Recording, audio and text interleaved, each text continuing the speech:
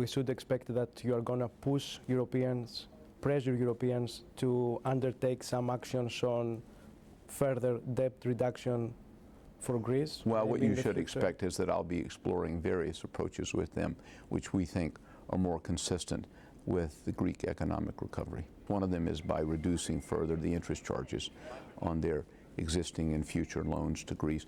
And this could not only be done by the Eurozone countries, but by the IMF as well. The IMF charges to Greece are too high, pure and simple, too high, and they need to be revisited. What do you keep as an experience, as a memory over these years of the Greek crisis? I think this has been an enormously difficult experience for the citizens of Greece to go through, feeling and seeing the real economy and the lives of Greek citizens being increasingly put in a painful pressure cooker is something that'll stay with me for some time.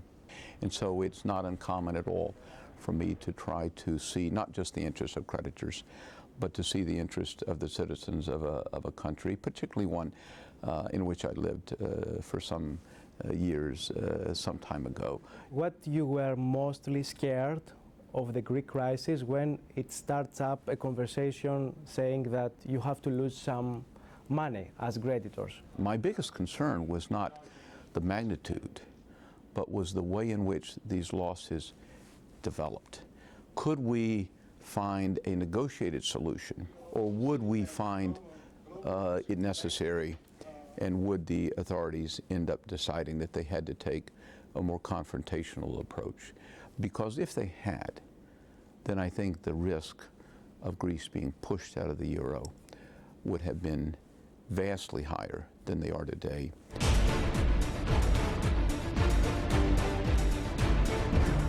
My biggest concern for Greece is that this government, which is demonstrating a real capacity, has to implement a broad range of reforms at a time when the economy is continuing to contract, shrink.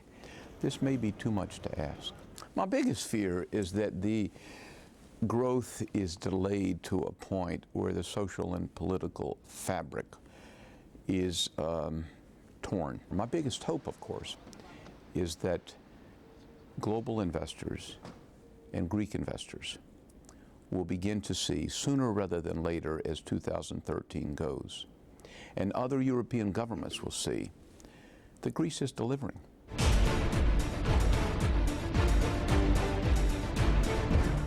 Well, there were a number of times when I think the talks were close to collapse, particularly in the period just about a year ago, early 2012.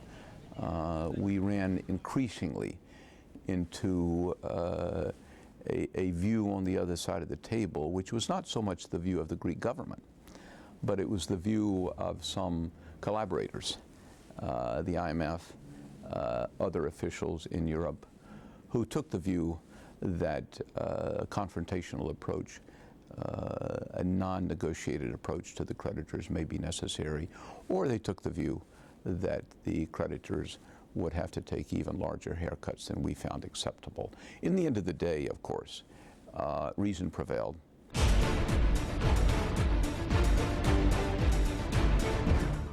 Is there any hope that this hard austerity policy will be eased in the future? It has already to a certain extent, and I think that our voice has made somewhat of a difference here. Let me not be misunderstood, though. There's no avoidance some of the reforms that need to take place. There should be a more moderate pace of fiscal adjustment. And before I leave my position, I'll be once again in Brussels in the coming weeks to engage in a dialogue on that and other issues.